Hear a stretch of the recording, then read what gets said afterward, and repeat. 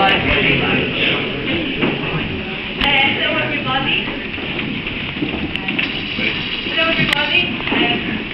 you all for coming. And you're all very welcome to the Gallery of Photography. On behalf of the board of the Gallery of Photography, I say you're very welcome. And we are delighted to have here today Eamon Farrell and this fantastic exhibition. So, just a few words first. The gallery is supported by the Arts Council and by Dublin City Council, and we're very grateful for their support. But I have to say it's not enough. So you may have noticed there is a donation tray downstairs, and brand new envelopes are also very I want to thank obviously Eamon, but there were a lot of people who were working hard on this exhibition. In our own team, I'd like to single out Eamon Roach, who really did a fantastic job on all the prepping of the stand. So thank you very much to Eamon. Canon Ireland and Shane Haughey there were very helpful indeed with producing some of the larger prints. And from the very get-go, which was over a year ago when Eamon first approached us about this project, the Temple Bar Company and Dean Murray there were so helpful and so supportive. And it's very fortuitous now that we have been able to contribute to the Temple Bar Company's programme of discussions, which is taking place in the middle of November. And we have a symposium organised around this exhibition, and Kevin Raster has very kindly contributed a keynote address to that. At that symposium, which is on November the 19th, a lot of the issues that arise from this exhibition will get a kind of a public airing, and we have panel discussions and public questions and so on. So I would encourage you, if you can, to email us or to go downstairs and register your interest for that event. If you can't make it, we're very happy that all is not lost, because Kevin has very kindly agreed to say a few words here for us. And after he speaks, he will introduce Eamon as well, who will say a few words too. So thank you all very much for coming, and I'll hand you over to Professor Kevin Raster.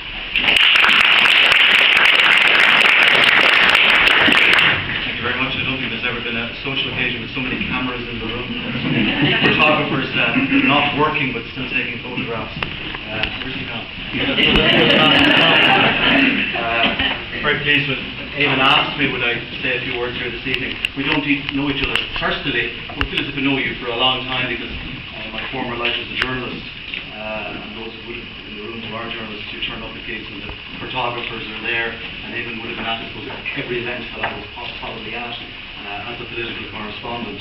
And you know, over the last 30 years or so, I think you've had a front row seat to the national drama that's been played out on the stage at elections and other big important events.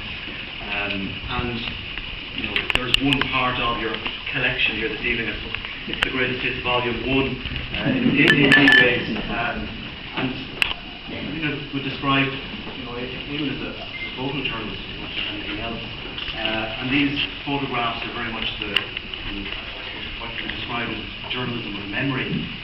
They take us back to an earlier era, and to Mr. Haughey and Fianna Fáil and all the conflict of his career, but particularly that period in the 1980s.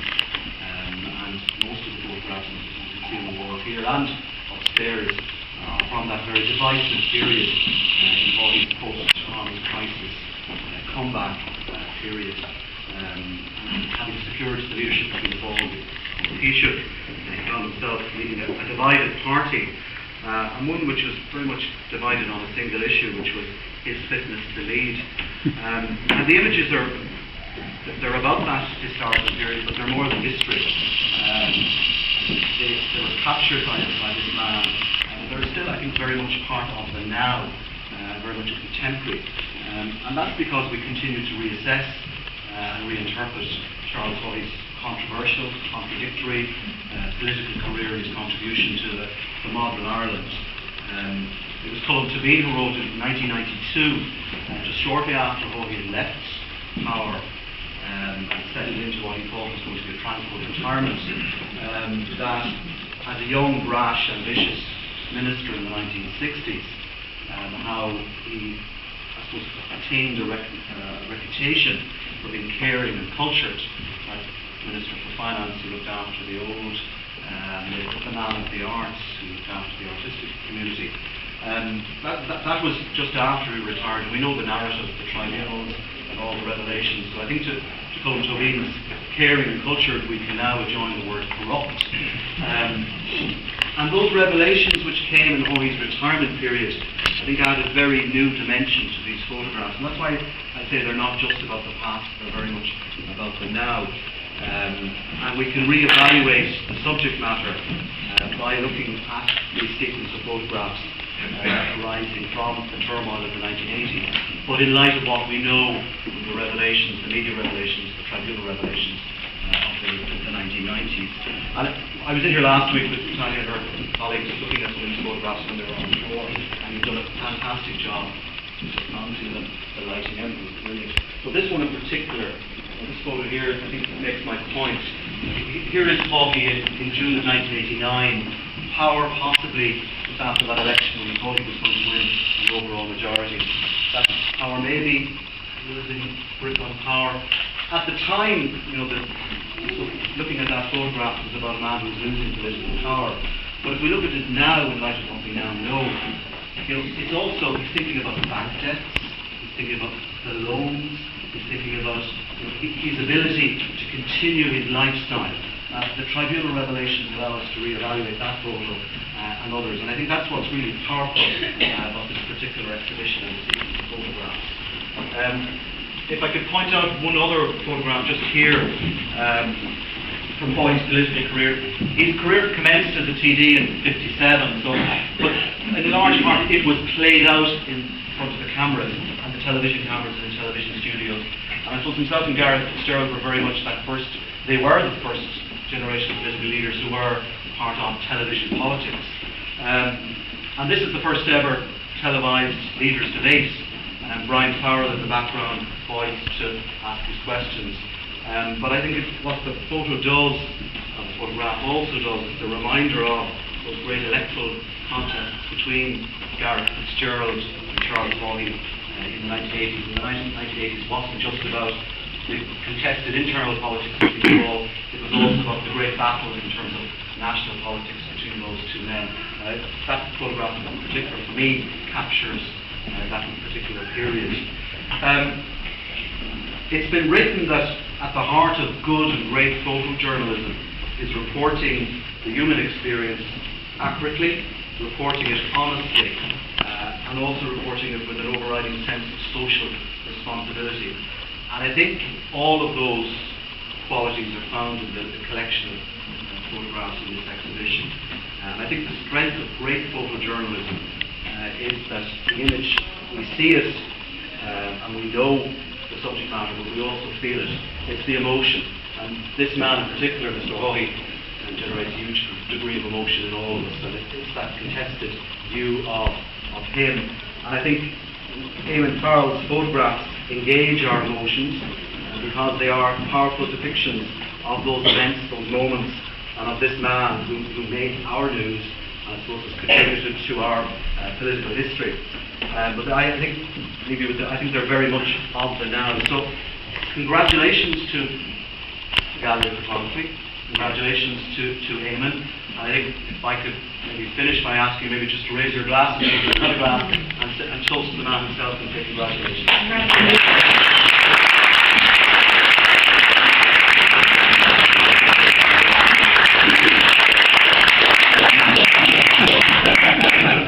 I thought I divorced my ex-wife a long time ago.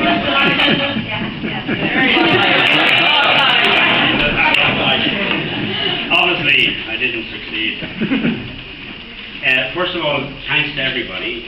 Thanks to Tanya and Trish and their team for providing this fantastic venue and this fantastic lighting and this fantastic enhancement of my photographs. And I really think they have been enhanced by the hair that's gone into them, by the lighting and by the framing. I think they have done a wonderful job. I think in particular they've done a wonderful job because not many people know that about 15 years ago I lost almost 90% of my archive in a flood, and at the time I had to keep quiet about it because if people knew that I had lost all these images, there was no point coming to me to look for more images. Okay? So we are very, very sad on the one hand that hundreds, if not thousands, of images that I took are no longer available, but that the few that we did save, and it's a little bit more than this, have been treated with some loving care tonight. I think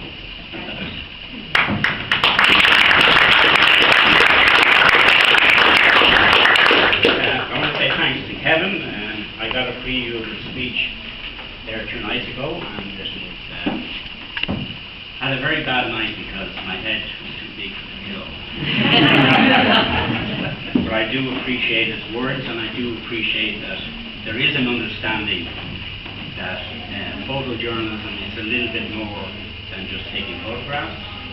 It relates to understanding the story that you're dealing with, that you have to do research, you have to know your subjects, you have to be very much up to date the same way as a reporter or a broadcaster. And if you're not, well, then you're not able to do your job properly. And I think that maybe that this is the start of there being a better appreciation of photojournalism in Ireland. And I think that at least once a year to have a venue whereby photojournalism could have a viewing would be absolutely fantastic. And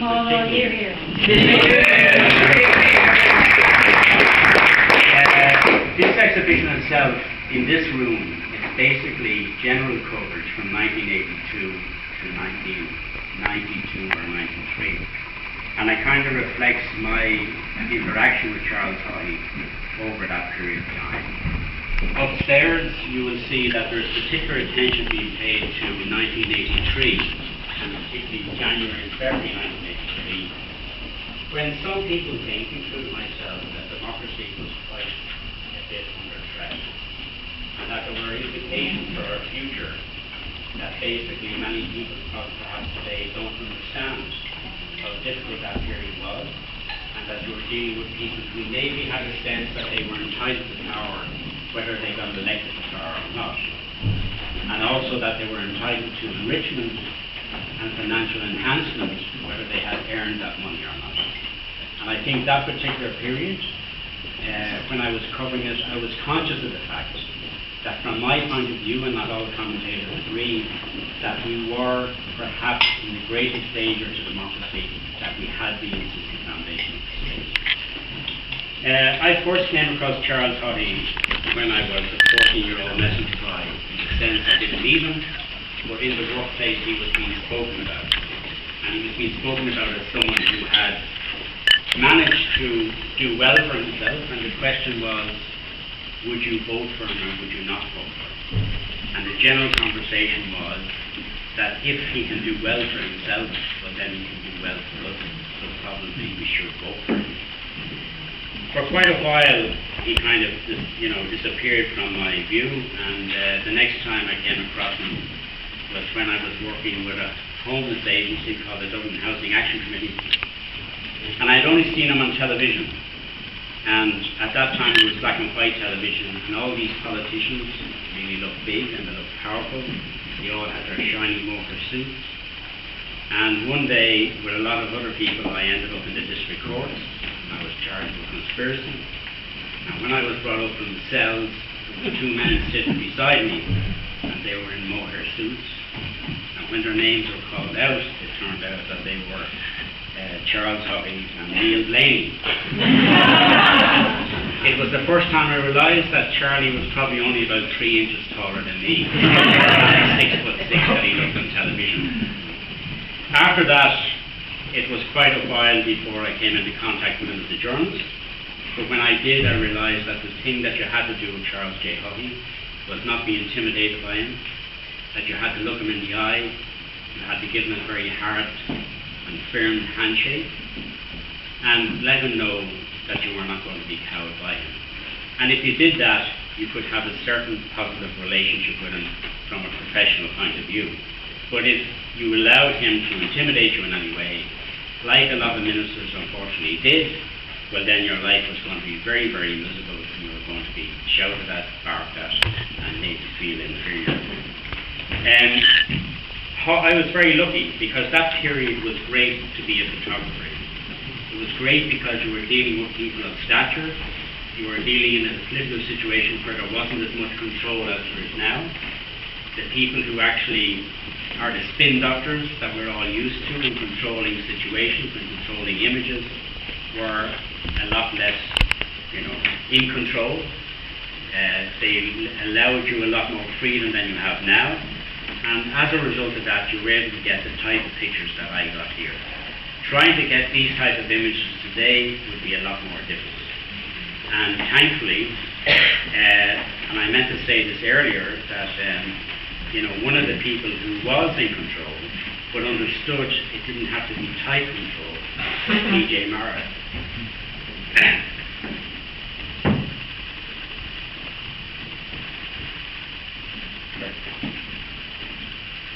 And as you probably know, P.J. is a welder. And so I ask you all to put your hands together.